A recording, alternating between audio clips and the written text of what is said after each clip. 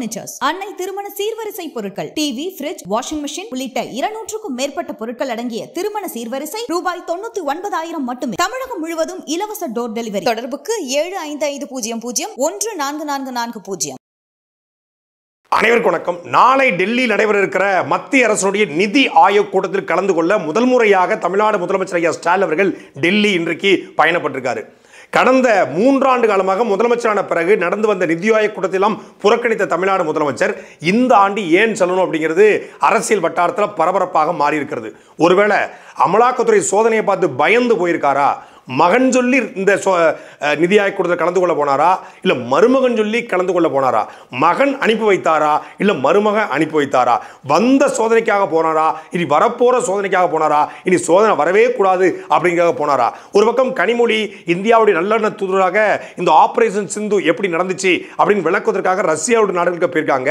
ஒரு கனிமொழியை பாஜக கையில் எடுத்ததுனால தானும் பாஜக இணக்கமா போறதுக்காக ஐயா போயிருக்காரா? எதற்காக நிதி ஆயோக் கொடுத்த தமிழ்நாடு முதலமைச்சர் கலந்து கொள்றாரு? நிதி ஆயோக் கூட்டம்னா என்ன, இதுக்கு பின்னாடி இருக்கிற அரசியல் என்ன அப்படிங்கறதா இந்த காணொளியில நம்ம தெளிவா பார்க்க போறோம். நீதி வழங்கும் போது அண்ணன், தம்பி, சொந்தம், பந்தம், பணக்கார, ஏழை எதையுமே பார்க்க கூடாதுடா. நாயத்தை மட்டும் தான் சொல்லணும். கிளவுட் கம்ப்யூட்டிங் மற்றும் டெவாப்ஸில் முழுமையாக தேர்ச்சி பெற ஆர்வம் உள்ளவரா நீங்கள்? இந்தியாவிலேயே முதல் முறையாக இகாஸ் கிளவுட் 1-to-1 மற்றும் குழு முறையிலும் அனுபவம் மிக்க பயிற்சியாளர்களால் ஆன்லைன் வழியாக வகுப்புகளை வழங்குகிறது. தினசரி மற்றும் வாராந்திர பயிற்சி வகுப்புகள் மூலம் கிளவுட் மற்றும் டெவாப்ஸ் சான்றிதழ்களை பெறலாம். மேலும் தொடர்பு கொள்ள www.ecoscloud.com என்ற இணையதளத்தில் பார்வையிடுங்கள். நாளை டெல்லியில நாட்டினுடைய பிரதமர் நரேந்திர மோடி அவருடைய தலைமையில், ஏன்னா அவர் தான் நிதி ஆயோக்குடைய தலைவர், நாட்டின் பிரதமர், அவர் தலைமையில் நிதி ஆயோக் கூட்டம் நடைபெறுது. இந்தியாவில் கூட எல்லா முதலமைச்சர்களும் இதில் கலந்து கொள்ள இருக்காங்க. ஆனால் கடந்த 3 ஆண்டு காலமாக இந்த நிதி ஆயோக் கூட்டத்தை புறக்கணித்து வந்த தமிழ்நாடு முதலமைச்சர் இந்த ஆண்டு கலந்து கொள்றாரு. நிதி ஆயோக்னா அது வந்து நம்ம நிதி கிடையாது. NITI, NITI Aayog, national institution of transforming India, இந்தியாவினுடைய வளர்ச்சிக்கான ஒரு என்ன சொல்றது ஒரு குழு. அதாவது இந்த நிதி ஆயோக் அப்படிங்கிறது வந்து 2015ஆம் ஆண்டு பாரத பிரதமராக நரேந்திர மோடி வந்த பிறகு உருவாக்கப்பட்டது. ஆனால் இந்த நிதி ஆயோக் ஒரு மிகப்பெரிய வரலாறு இருக்கு. 1950 நாட்டினுடைய முதல் பிரதமராக ஜவஹர்லால் நேரு பிரதமராக வந்த பிறகு இந்த மத்திய திட்டக்குழு அப்படின்னு ஒன்று உருவாக்குறாரு. இந்த மத்திய திட்டக்குழுடைய நோக்கம் என்னன்னா, மாநில அரசுக்கும் மத்திய அரசுக்குமான உறவை வலுப்படுத்துவது, மத்திய அரசுடைய திட்டங்களை மாநிலத்தில் வந்து செயல்படுத்த வைப்பது, மத்திய அரசினுடைய சுயாட்சி கோட்பாட்டை நிலைநிறுத்துவது உள்ளிட்ட நீராதாரம், அதே போல் வந்து சுகாதாரம், பள்ளி கல்வித்துறை இதில் வந்து டெவலப் பண்ணுறது, கிராமப்புறத்தை டெவலப் பண்ணுறது, இதுக்கு தான் இந்த மத்திய திட்டக்குழு வந்து யோசனைகளை கொடுப்பாங்க. அந்த யோசனை அடிப்படையில் மாநில அரசும் சில யோசனைகளை சொல்லி ரெண்டும் பரந்தவரும் பேசி உருவாக்குற ஒரு குழு உருவாக்கப்பட்டுச்சு. கிட்டத்தட்ட 70 ஆண்டு காலமாக அந்த குழு செயல்பட்டுச்சு. ஆனால் 2015 நேரு வச்சதுனாலேயே நாங்கள் எப்படி நடத்த முடியும்? நேரு தொடங்குறத நாங்கள் எப்படி வச்சுக்கோம்? பேரை மாற்றுங்க. மத்திய திட்டக்குழுவை வந்து கலைச்சிட்டு அதுக்கு NITI Aayog, NITI, national institution of transforming India அப்படிங்கிறது சுருக்கம் தான் இந்த நிதி ஆயோக்கு. இந்த நிதி ஆயோக்கில் மாநில முதலமைச்சர்கள் வந்து கலந்து கொண்டு தங்களுடைய கருத்துக்களை சொல்லுவாங்க, மத்திய அரசு குறைகளை சொல்லுவாங்க, பரந்துபுரம் பேசி மாநில அரசுக்கும் மத்திய அரசுக்குமான உறவை மேம்படுத்துவாங்க. அது ஆளுங்கட்சி எதிர்கட்சி எந்த கட்சியாக இருந்தாலும் இந்த குழு வந்து கலந்து கொள்ளணும். ஆனால் கடந்த முறை பஞ்சாப், டெல்லி, அப்புறம் வந்து கேரளா, ஆந்திர பிரதேசம், தமிழ்நாடு உள்ளிட்ட மாநில முதலமைச்சர்கள் இந்த நிதி ஆயோக் கூட்டத்தை புறக்கணிச்சாங்க. ஆனால் மற்றவங்கெல்லாம் சொன்ன காரணங்கள் வேற, தமிழ்நாடு முதலமைச்சர் சொன்ன காரணங்கள் வேற. அவர் என்ன காரணம் சொன்னா, மாநில அரசை வந்து மத்திய அரசு வஞ்சிக்கிறது. ஆக அந்த வகையில் 10 ஈழ கூட்டாட்சி, மாநிலத்தில் சுயாட்சி எடுக்கிற கோட்பாட்டை அண்ணா அவர்கள் எங்களுடைய தலைவர் பெருமகள் கண்ட கனவை நிறைவேற்ற நாங்கள் பாடுபட்டு கொண்டிருக்கிறோம். அந்த முத்துவேல் கருணாநிதி ஸ்டாலினும் அதைத்தான் நாங்கள் செய்ய விரும்புகிறேன். ஆனால் இந்த மத்திய அரசு தொடர்ச்சியாக நம்மளை வஞ்சிக்கிறது, நம்மளை ஒரு மாற்றாண்டாய் மனப்பான்மையோடு பார்க்கறது. ஆக ஒரு கண்டையில் வெண்டையோ ஒரு கண்டையில் சுண்டாமல் என்பது போல மத்திய அரசு செயல்படுகிறது. ஆகவே அந்த வகையில் நான் என்ன சொல்கிறேன் அப்படின்னா, இந்த நிதி ஆயோக் கூட்டத்தை நான் புறக்கணிக்கிறேன். நான் ஒரு திராவிட மாடல் ஆட்சியை நடத்திக்கிட்டு இருக்கிறேன், எனக்கு இந்த நிதி ஆயோக் கூட்டம் தேவையில்லை அப்படின்னு ஐயா சொன்னாங்க. நம்ம வரவேற்றோம், வாழ்த்துறோம், சில்லறையை செதற விட்டோம். ஆனால் இந்த ஆண்டு மத்திய அரசு நிதியை கொடுத்துருச்சா? மத்திய அரசு புதிய திட்டங்களை தமிழ்நாட்டில் திணிக்க முயலலையா? புதிய கல்விக் கொள்கையை, மும்மொழி கொள்கையை தமிழ்நாட்டுக்குள்ளே திணிக்க முயல்கிறது என்று ஒரு பக்கம் சண்டை போடுறாங்க. நீட் தேர்வை எதிர்த்து தமிழ்நாடு அரசு சண்டை போடுது. இன்னொரு பக்கம் தமிழ்நாட்டுடைய வளர்ச்சியில் மத்திய அரசு தமிழ்நாடு வளர்ச்சியை பற்றி கவலைப்படுறதில்ல. தமிழ்நாடாக தான் வளருது, தமிழ்நாடு ₹1 கொடுத்தா 29 காசை தான் திருப்பி தருது, அதனால தான் நம்ம அதிக கடன் சுமைக்கு தள்ளப்பட்டிருக்கிறோம் அப்படின்னு சொல்லி மாநில அரசாக இருக்கக்கூடிய தமிழ்நாடு அரசு சொல்லுது. கடந்த ஆண்டு வரைக்கும் நிதி தரலை, அதனால் நிதி ஆயோக்கை புறக்கணிக்கிறேன்னு சொன்ன தமிழ்நாடு முதலமைச்சர் இந்த ஆண்டு நிதி தந்துட்டதுனால போறாரா இல்லை நிதி கேட்டு நிதி ஆயோக்கு போறாரா அப்படிங்கிற கேள்வி இருக்கு இல்லையா? அதுக்காகலாம் போல. அவர் போகிறதுக்கான ஒரே ஒரு காரணம், டாஸ்மாகில் அமலாக்கத்துறை நடத்திய ரெய்டு அப்படின்னு பல்வேறு தலைவர்கள் சொல்கிறாங்க. இந்த ரெய்டுக்கு பயந்து தான் தமிழ்நாடு முதலமைச்சர் சோதனை மேல் சோதனை, போதுமடா சாமி, வேதனை என்றால் வாழ்க்கை என்றால் தாங்காது பூமி அப்படிங்கிற ரேஞ்சுக்கு பாட்டு பாடிக்கிட்டு டெல்லிக்கு கிளம்பியிருக்காரு அப்படின்னு சொல்கிறாங்க. ஆனால் ஒவ்வொரு முறையும் செந்தில் பாலாஜி டாஸ்மாகில் ரெய்டு நடக்கும்போது இங்கிருந்து யாராவது ஒருத்தர் போய் நிர்மலா சீதாராமனை சந்திக்கிறாங்க. அதே போல் வருமானத்துறை சோதனை வரும்போது உதயநிதி ஸ்டாலின் போயிட்டு மோடியை சந்திக்கிறாரு. அதே போல் இங்கேருந்து ஏதாவது ஒரு சோதனையோ ரெய்டோ எது நடந்தாலும் டக்குன்னு கிளம்பி துரைமுருகன் வீட்டை ரெய்டு இருந்தால் துரைமுருகன் டெல்லிக்கு போயிட்டு வர்றாரு. டெல்லிக்கு என்ன பானிபூரியும் பாவுபாஜியும் பேல்பூரியும் சாப்பிட்றதுக்காக போவாங்க? டெல்லிக்கு போனால் எதுக்கு போவாங்க? ஒரே ஒரு விஷயம் தான், டெல்லியில் கூட தலைவர்களை பார்க்க, இப்போ தமிழ்நாட்டை சார்ந்த தலைவர்களை பார்க்கணும் இங்கே பார்த்துருவாங்க. இல்லை நாங்கள் முக்கியமான ஒரு வேலையாக அங்கே போகிறோம். டெல்லியில் ஒன்றும் முக்கியமான வேலை, அதுவும் ஊட்டி கொடைக்கானல் கிடையாது ரெஸ்ட் எடுக்கிறதுக்கு. அப்போ டெல்லிக்கு போகிறதுக்கான ஒரே ஒரு காரணம், டெல்லியில் இருக்கக்கூடிய ஏதோ லாபி பண்ணக்கூடிய ஆட்களை சந்தித்து கொஞ்சம் கூல் பண்ணி கொஞ்சம் இது போட்டு என்ன சொல்கிறது, சாந்து கிந்தெல்லாம் போட்டு முழுவி பூசி கீசி கொண்டு வருது. பொறுமையாக இங்கேருந்து போகிற தலைவர் எல்லாமே விளக்கணை எடுத்துகிட்டு போவாங்களாம். டெல்லிக்கு போகும்போது விளக்கணை எடுத்துகிட்டு போகிறது வழக்கமாக. ஏன்னா ட்ராவல் டைம் அதிகம், 2.5 மணி நேரம் ஃப்ளைட்டில் ட்ராவல் டைம், எல்லாமே வயதான தலைவர்கள், மூட்டு வலி வர்றது அவங்களுக்கு வழக்கம். அப்போ விளக்கெண்ணெய் இந்த ஜாயினில் போடும்போது அந்த மூட்டு வலி குறையும். அதனால் விளக்கெண்ணையோட தான் பெரும்பான்மை, அது அதிமுக ஆட்சியிலும் சரி திமுக ஆட்சியிலும் சரி எல்லா தலைவரும் இந்த விளக்கெண்ணெய் யூஸ் பண்ணுற பழக்கம் அவங்களுக்கு உண்டா. அது ஏன் அப்படின்னு அரசியல் அறிந்தவர்களுக்கு தெரியும், அதை நம்ம வெளிப்படையாக சொல்ல முடியாது. ஜாயின் பெயினுக்காக விளக்கெண்ணெய் பயன்படுத்துவாங்க போல இருக்கு. அப்படி இந்த முறையும் ஐயா ஸ்டாலின் அவர்கள் நல்லெண்ண அடிப்படையில் இந்த நிதி ஆயோக் கூட்டத்தில் கலந்து கொள்வதற்காக ஐயா போயிருக்காங்க அப்படின்னு சொல்கிறாங்க. இதெல்லாம் தாண்டி இன்னொரு செய்தி என்ன அப்படின்னா, இந்த நிதி ஆயோக் கூட்டத்தில் ஐயா ஸ்டாலின் அவர்களை கலந்து கொள்ள வைப்பதற்கு ஒரு ஆள் கடுமையான அழுத்தத்தை கொடுத்துருக்காரு. கடுமையான அழுத்தத்தை கொடுத்து தாண்டி ஒரு அரசியலை பண்ணியிருக்காரு. இது வந்த ரெய்டுக்காக ஐயா ஸ்டாலின் போகலை, இனி வரவே கூடாது ரெய்டு. சோதனை மகன் பக்கம் வந்தது போல மருமகன் பக்கம் வந்துடக்கூடாது. மகன் போனாலும் பரவாயில்ல, மகன் சம்பந்தப்பட்ட ஆட்கள் போனாலும் பரவாயில்ல, மருமகன் காப்பாற்றப்படணும், மருமகன் சேஃப்டியாக இருக்கணும். மருமகன் கூட இருந்து ஸ்டாலினுடைய பினாமியாக இருக்கக்கூடிய ராஜா சங்கர் போன்றவர்கள், அதே போல் இந்த பாஸ்யம் கன்ஸ்ட்ரக்ஷன் போன இவங்கெல்லாம் சேர்ந்து ஒரு பெரிய லாபியை பண்ணி தான் ஐயா ஸ்டாலின் அவர்களை இந்த நிதி ஆயோக் கூட்டத்தில் கலந்து கொள்ள வைக்க. நமக்கும் மத்திய அரசுக்கு ஒரு உணவை நம்ம எப்பவுமே மெயின்டைன் பண்ணிக்கணும். அப்படி ஒரு உறவை மெயின்டைன் பண்ணாதான் நாம் பரஸ்பரம் போக்குவரத்துமாக இருக்க முடியும். பார்த்தீங்களா, கனிமொழி அவர்கள் என்னதான் திராவிட மாடல் அரசு, கருணாநிதி மகள் அப்படின்னு பேசினாலும், பெரியாருன்னு பேசினாலும், மத்திய அரசுடைய ஒரு குழுவில் இடம் பிடித்து அவங்க ஒரு நல்ல அண்டர்ஸ்டாண்டிங்கை போட்டு இப்போ ரஷ்யா உள்ளிட்ட நாடுகளுக்கு கிட்டத்தட்ட 10 நாள் பயணமாக இந்தியாவுடைய தூதுவராக அனுப்பியிருக்காங்க. இதில் பல்வேறு அரசியல் சேர்ந்தவர் இருக்காங்க. பாரதிய ஜனதா கட்சி, காங்கிரஸ் கட்சி, அதே போல் திரிணாமுல் காங்கிரஸ், அப்புறம் சிவசேனா உள்ளிட்ட பல்வேறு கட்சியை சார்ந்தவர்கள் இருக்காங்க. அதில் திமுகவுடைய நாடாளுமன்ற குழு தலைவர்களுடைய கனிமொழியும் இடம்பெற்றிருக்காங்க. எல்லா கட்சியும் போது அதில் கனிமொழி அவர்களும் போயிருக்காங்க. ஆனால் கனிமொழி அவர்கள் இந்த உறவை கடுமையாக மெயின்டைன் பண்ண போய் தான், அதாவது எந்த உறவை, மத்திய அரசுக்கும் இதுக்குமான உறவை கடுமையாக மெயின்டைன் பண்ண போய் தான் அவங்க இந்த குழுவில் இடம் பிடிச்சு போயிருக்காங்க. அவங்க என்னதான் வெளியே சண்டை போட்டால் கூட டக்குன்னு வெளியே வராங்க. மத்திய கல்வி அமைச்சரை பார்த்து ஹாய் ஹலோ ஹவர் யூ, நல்லா இருக்கீங்களா, சாப்பிட்டீங்களா, காணா காயா அப்படின்னு கேட்டு வந்துட்டு இருக்காங்க. அப்போ அந்தளவுக்கு அவங்களுடைய ரிலேஷன்ஷிப் இருக்குது. மத்தியில் கூடிய எல்லா கட்சியோடையும் அவங்க ரிலேஷன்ஷிப் மெயின்டைன் பண்ணுறாங்க. குறிப்பாக வானதி சீனிவாசன் இங்கே, அங்கே நிர்மலா சீதாராமன் எல்லாத்தையும் அந்த உறவை மெயின்டைன் பண்ணுறாங்க. அதனால் அவங்க சம்மந்தப்பட்ட இடங்களில் எந்த விதமான சோதனையும் நிகழ்த்தப்படுறதில்ல. அவங்களுக்கு சின்ன செக்கு கூட மத்திய அரசு வைக்கிறதில்ல. ஏன் கனிமொழி சம்பாதிக்கலையா? கனிமொழி தனியார் முதலாளிகள்கிட்ட காசு வாங்கலையா? கனிமொழி ஆத்துமலர் கொள்ளை, கனிமொழி கொள்ளைகள்கிட்ட காசு வாங்கலையா? அப்படி வாங்காம தான் தூத்துக்குடியில் ஓட்டுக்கு அவங்க பணம் கொடுத்தாங்களா? அப்போ ஏதோ ஒரு வகையில் ஃபண்டு அவங்ககிட்ட இருக்குதானே செய்யுது கனிமொழி சம்மந்தப்பட்ட நபர்கள்ட்ட.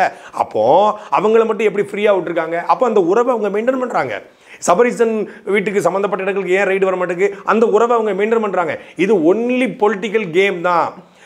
அதுவும் குறிப்பாக சனாதன தர்மம் குறித்து நான் சனாதனத்தை அழிப்பேன், டெங்கு போல மலேரியா போல சனாதனத்தை அழிக்கணும் அப்படின்னு சொன்னது உதயநிதி ஸ்டாலினுக்கு கடுமையான வடநாடுகளில் இருக்கக்கூடிய சாமியார்கள் தொடங்கி வடநாட்டு அரசியல்வாதிகளுக்கும் கடுமையான அழுத்தம் கொடுத்தாங்க. அதனால உதயநிதியுடைய இமேஜ் கடுமையாக வடநாட்டுகளில் டேமேஜ் ஆகிருக்கிறது. உதயநிதினாலே இவங்க வெறுப்பாக பார்க்குறாங்க. உதயநிதி என்ன பண்ணாலும் உடனடியாக தூக்குங்க, ஏதாவது ஒரு லூப் கோல் கிடைச்சா தூக்குங்கன்றாங்க.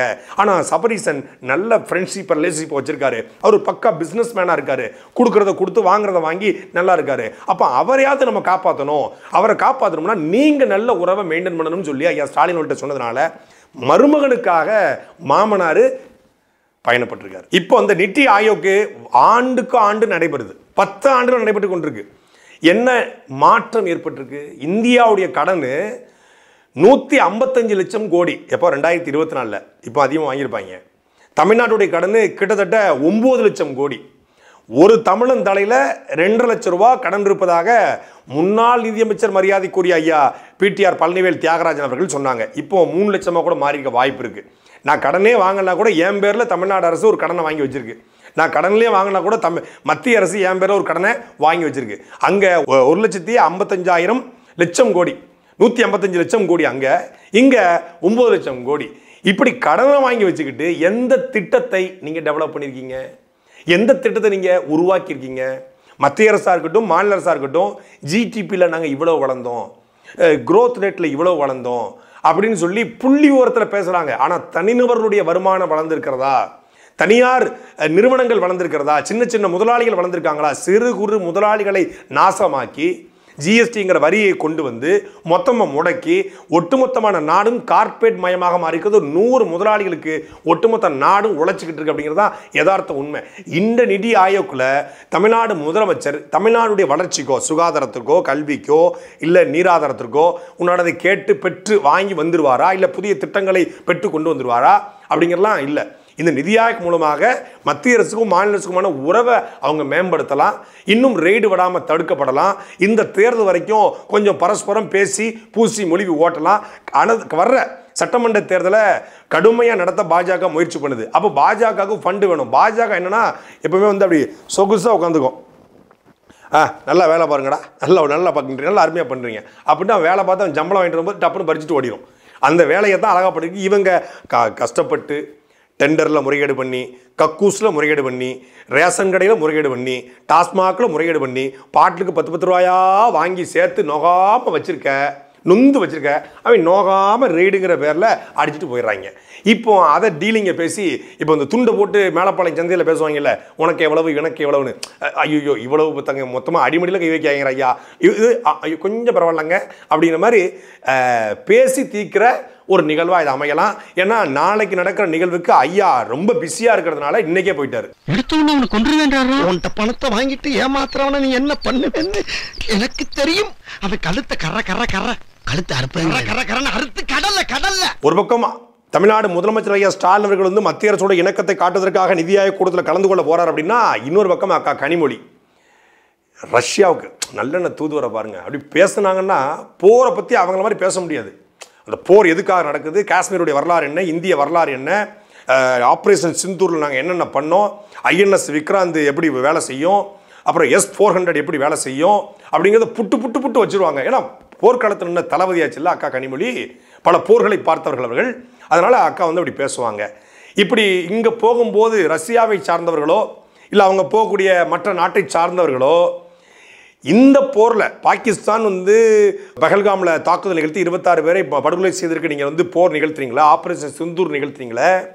872 மீனவர்களை இலங்கை இராணுவம் சுட்டு கொண்டுச்ச, ஏன் ஆப்ரேஷன் இந்தூர்னு ஒன்று போடலன்னு அக்காவை பற்றி கேட்டா அக்கா என்ன பதில் சொல்லுவாங்கன்னு எனக்கு தெரியல. ஆப்ரேஷன் சிந்தூரை நாங்கள் ஏன் நடத்தினோம், எதற்காக நடத்தினோம், அது குறித்த புதிய விளக்கங்களை கொடுப்பதற்காக இந்த குழு போயிருக்கின்றாங்க. அப்போ இந்த குழு இந்த ஆப்ரேஷன் சிந்தூரில் நாங்கள் தாக்குதல் நடத்தியதற்கு, பஹல்காமில் தீவிரவாதிகள் தாக்குதல் நிகழ்த்தியதற்கு பதில் தாக்குதல் நிகழ்த்தத்தான் இந்த ஆப்ரேஷன் சிந்தூரை செய்தோம் தான் சொல்ல போகிறாங்க. அந்த பதில் தாக்குதலில் இந்த பஹல்காமில் தாக்குதல் நடத்திய பயங்கரவாதிகள் சுட்டுக் கொல்லப்பட்டார்களா? தெரியாது. இந்த பயங்கரவாதிகள் எப்படி பஹல்காமுக்கு வந்தாங்க? தெரியாது. இவங்க வந்துட்டு எப்படி வெளியே போனாங்க? தெரியாது.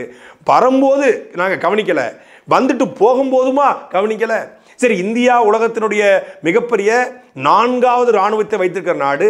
கப்பற்படைய, கடற்படைய, தரைப்படைய, அப்புறம் வந்து ட்ரோன்களை, அப்புறம் வந்து அதிநவீன தொழில்நுட்பங்களை ராணுவத்தில் வைத்திருக்கக்கூடிய 14 லட்சம் ராணுவத்தில் வைத்திருக்க மிகப்பெரிய ராணுவ பலம் கொண்ட நாடு. ராணுவத்துக்கு மட்டுமே கிட்டத்தட்ட 6 லட்சம் கோடி பணத்தை செலவு செய்யக்கூடிய நாடு எப்படி 250 கிலோமீட்டர் 300 கிலோ வெடிமருந்து தூக்கிக்கிட்டு ஒரு பொலேரோ காரு வந்து புல்வாமால தாக்குதல் நிகழ்த்தின்னு சொல்லி சீனாவில் வெளியுறவுத்துறை அமைச்சர் யாராவது கேட்டாங்கன்னா, என்ன மாதிரியே நாக்கு மேல பல்ல போட்டு கேட்டாங்கன்னா, அக்கா என்ன ஆவாங்க? புலிகேசி படத்துல வடிவேலு போய் அந்த மன்னன் காலில் விழுந்துருவாங்க. ஆனா இங்க 2 பேர் வெற்றி வெற்றி வெற்றிமாங்க. என்னது வெற்றியா அப்படி திரும்பாங்கல. அது மாதிரி 26 பேர் மக்களை கொண்டிருக்காங்க.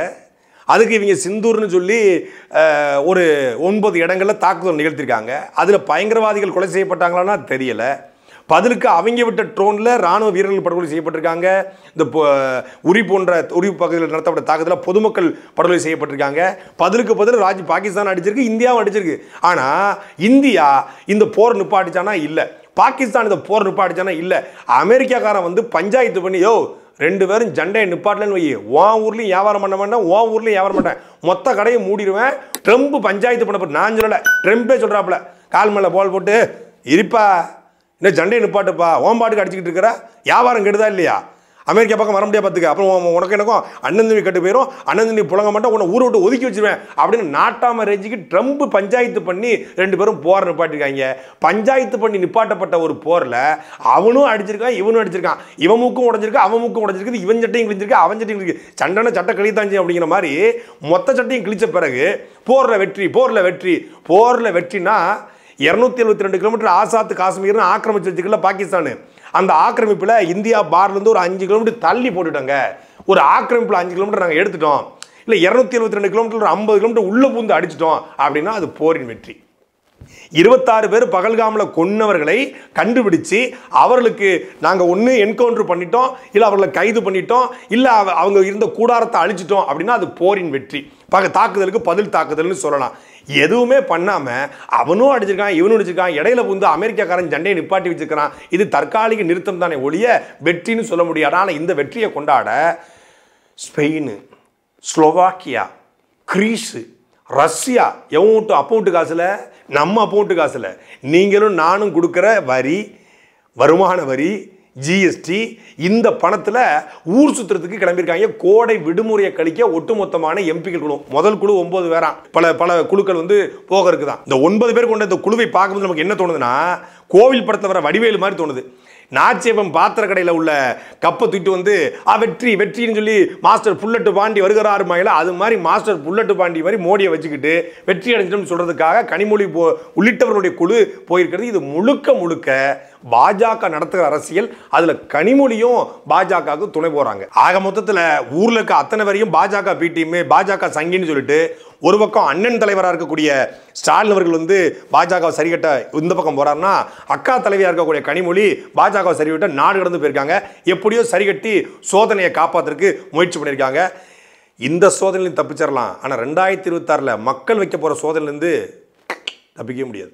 சாட்டை எடுத்து நாட்டை திருத்து, இளம் தலைமுறை தானே நீ